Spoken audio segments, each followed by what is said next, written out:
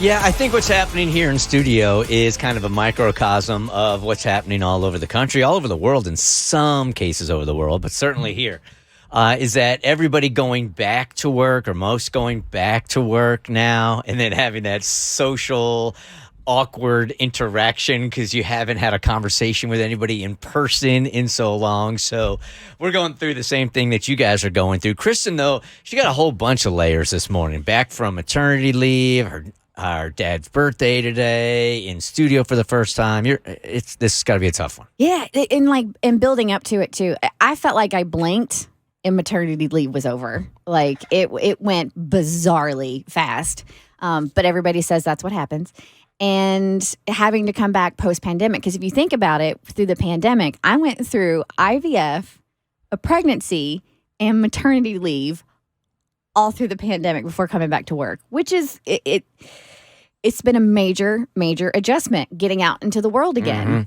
And, my first time out, it's sensory overload. Is everything's pinging and it's sensory overload. And yes, I'm still taking my medication. Make sure to stay on top of that. So here we are back in studio all together. And I'm like so pumped and so excited. But also there's this level of sadness and guilt because I'm back from maternity leave. And I can officially say I'm a working mom, which is so crazy. And look at my wallpaper on my phone. So I can stare at that cute little face. And now the iPhones have advanced and you can hold it down and it moves because it's a live photo so I can see him move at me. It's so cute. You can do that. That's so I didn't know you could do that either. Oh, man. So it's just been, I'm not kidding you. I feel like I have felt every single emotion in the book. And then to add another layer, today is my dead dad's birthday. So I'm just over here trying to compartmentalize as best I can because I'm excited to be back here, and we did that first break and it just it feels good. Yeah. It feels right and it feels good. Turns out eBuzz is like riding a bike. Once you do it, you don't forget how to do it, thank God. And I don't think I fell off in that first one, so I'm good. I was telling Kristen earlier, and she got real bummed. I'm like, we got new people coming in and out of the show every single day. For some people, they've never even heard you. Cassidy is the Entertainment Buzz reporter. I mean, it's 3 months. It's weird. It was like a punch to the gut, man. To be fair, it was always Cassidy in for Kristen on maternity leave. So your name was mentioned every single eBuzz. You were not forgotten, my love. I appreciate it. We added that the last 2 days. Oh, yeah, this bitch is coming back. You might as well throw her name back in there. So, yeah, hi, I'm Kristen. Welcome. I've been with the show for 10 years.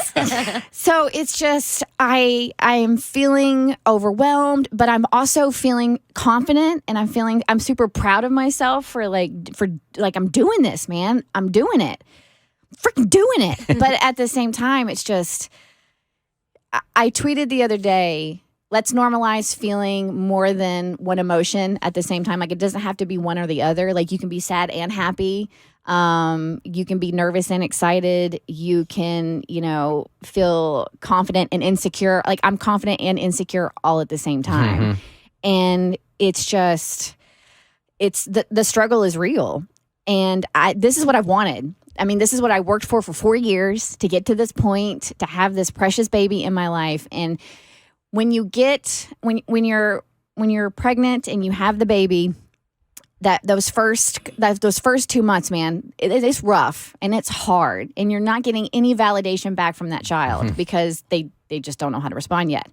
But this past month, Jimmy is smiling and he recognizes me and he recognizes my voice and he recognizes my face. And when he sees me, he's like, oh, I know I'm about to get the boob and I'm so excited. And I get that big old gummy smile.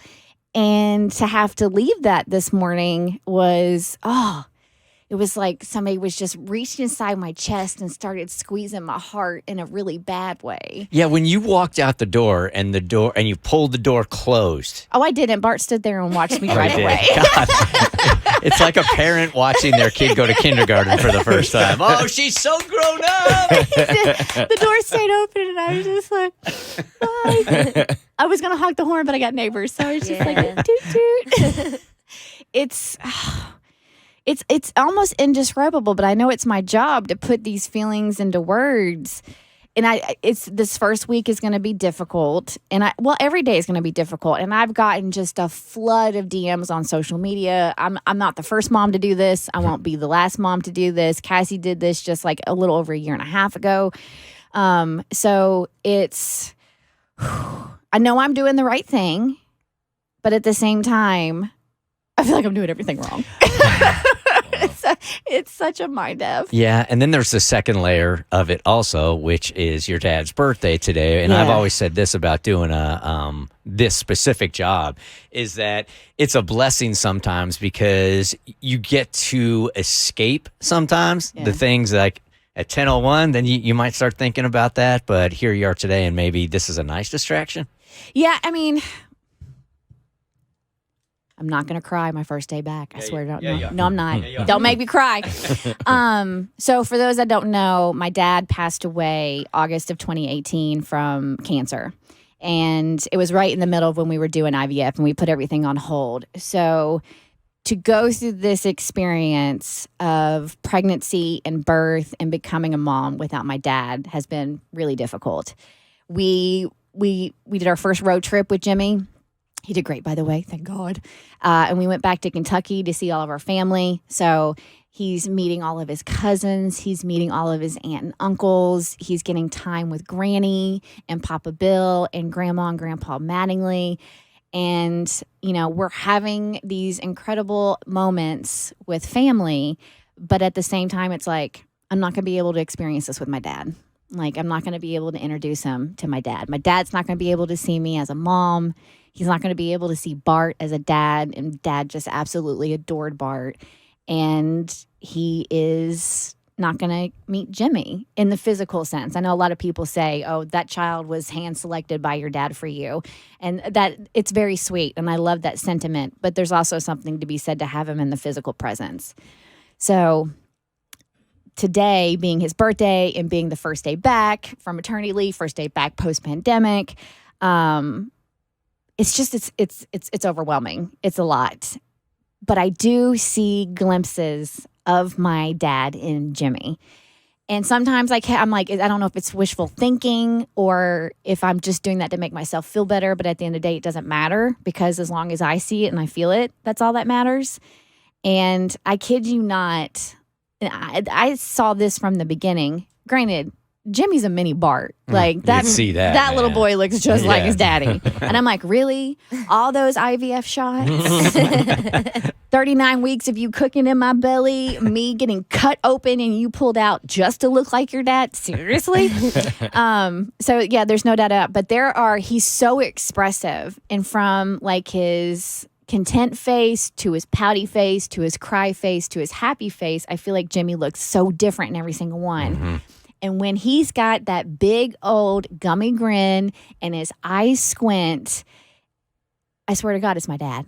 And there's also times too when he, especially if he's like in like a happy little sleep and he's having his puppy dreams, he gets this little the one cheek will just kind of raise up and he just kind of gets this S-eating grin on his face. And I'm like, oh my God, that's Pops. I mean, that's 100% Pops. And I even posted a picture of him and he was smiling so big.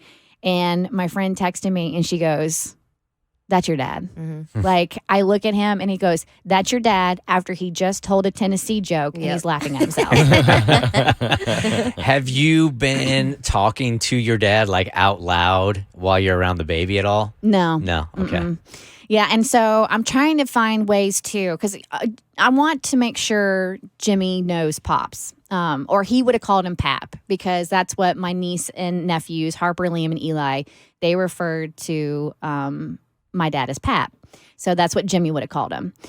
And I'm trying to figure out ways. So my plan today, and I know you think I'm crazy because you call me out on this. Like when I dive in, I dive into that emotional pool. I just don't put my toe in it. I'm like, if we're going to feel, we're going to feel.